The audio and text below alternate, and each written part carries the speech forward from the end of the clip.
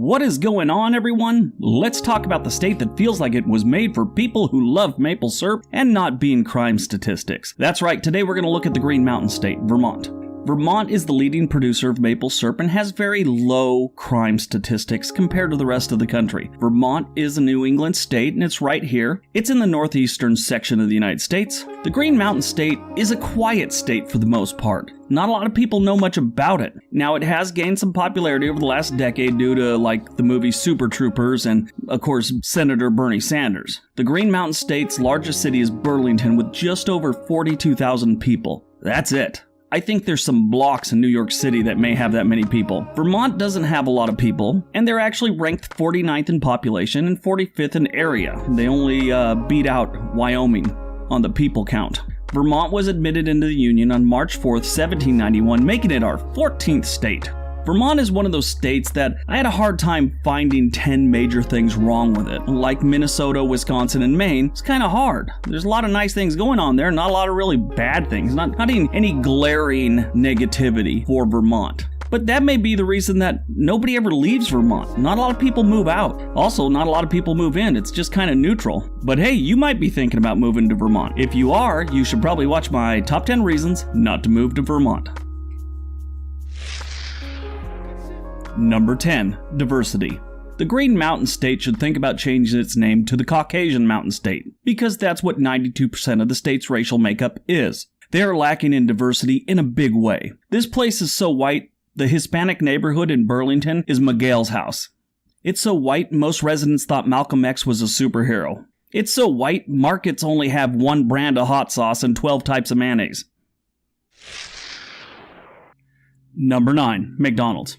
When you're an American, and you're a hungry American who isn't very concerned with their health, you think of McDonald's. Montpelier is the state capital of Vermont, and it's the only state capital that doesn't have a single McDonald's. That's almost unheard of in the United States. The deal is Montpelier is very big on local businesses. They're not fans of corporate giants. I think it's a nice theory, but people like what they like. Now, this really isn't a reason not to move to Vermont. It's more like one of those things that you should know this before you move there and you have kids, and they might want to go to McDonald's, and it also lets you know kind of the mindset of the locals before you get there. Number 8. Gun laws.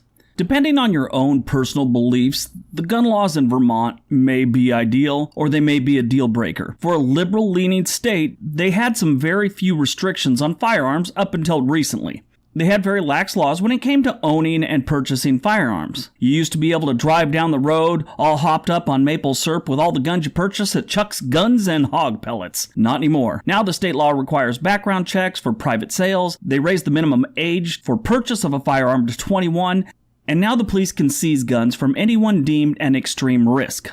Let's hope a sugar high never constitutes an extreme risk. Nobody in Vermont will have firearms anymore, all that maple syrup. Number 7. Syrup snobs. Vermont produces the most maple syrup in the U.S. Hands down, way more than anyone else. That's a little less than an Olympic-sized swimming pool worth that sugary goodness. Because of this, residents get pretty snobbish about their syrups. You should know this before you host a brunch and throw out a couple bottles of Mrs. Butterworth or Log Cabin. Again, not really a reason not to move to the state, just something you should know. And to tell you the truth, we're the same way here in Portland, Oregon with our beer. Don't try and hand someone a Budweiser. You might be asked to leave your own home. Number 6. Politics. Unless you were living under a rock for all of 2016, then you probably already know who Bernie Sanders is. Bernie is one of the senators from Vermont who ran for the presidency in 2016 and lost. It was bad the way it went down, and it was only the beginning for a very strange election year. Because of this, the residents have since become very politically active, so be prepared if you move there before 2020. I promise you, it's gonna get weird.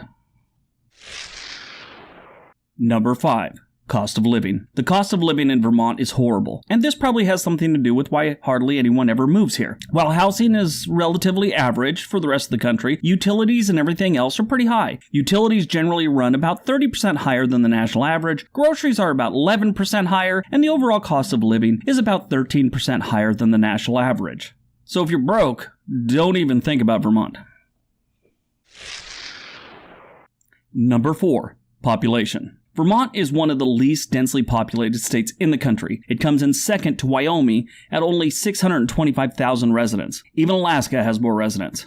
That's not a lot of people. And like I said before, people don't move out of Vermont often. It's like the same people have been living there forever almost. That type of thing. You get a serious small-town vibe throughout the state of Vermont. This means people will be all up in your business, like all small towns. And you have to watch who you date in a small town. Especially if people haven't been moving out. In high school, you might actually be dating someone you're related to if you're not careful. That actually happened to a cousin of mine. My family split when they moved to this country back in the 30s. Two brothers, one took his side of the family, and we were totally separated. Well, in high school, my cousin started dating a girl, and after knowing her a little while, before they sealed the deal, he realized that they were related, and it was our great-grandfather's brother's great-granddaughter. So, yeah, they felt a little weird and broke it off. Number 3. Taxes.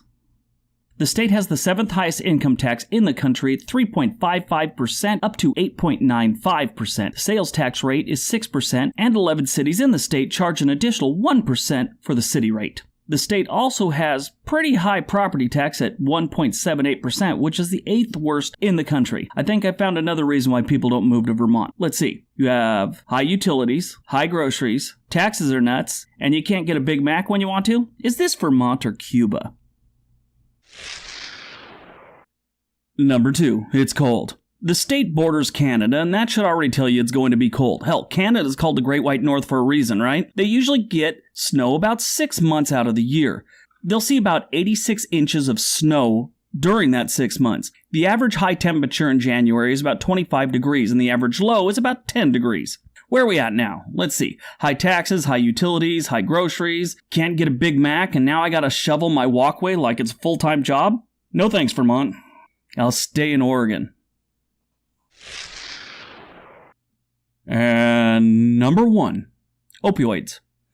Vermont has been hit hard by the opioid crisis. In 2017, there were 101 opioid-related deaths in the state, up from 96 in 2016. That's almost 17 deaths per every 100,000 residents. In just 2015 alone, providers across the state wrote 62 opioid prescriptions per 100 patients. There were about 390,000 prescriptions filled in 2015. Like half the state's on dope. And before you say it, I know some people had more than one prescription because that's what they were doing. They're addicts. I get it. So it's really not half the state, but it sure seems like it from the numbers. Stop typing. Vermont has been hit hard by this crisis, and when you consider how small it is in population and in size, it was devastated in a lot of areas. There's a lot of grandparents raising their grandkids right now because parents are either dead or in prison or something, or in rehab, something like that. That crisis goes beyond just a person taking pills. It affects everyone. Everyone down the chain, from the kids to the grandparents to the social services to the police to everyone. It's been bad. It's getting better in most states, and including Vermont this last year. But if you don't know much about this crisis, I'd encourage you to look it up. I've talked about it before, and it's pretty serious. Thank God it's getting better though. Alright, so that's my top 10 reasons not to move to Vermont. I hope you guys enjoyed it. Hope you got some information out of it. Hope you subscribe, hit those links below, all that good stuff. Everybody have a great day. Be nice to each other.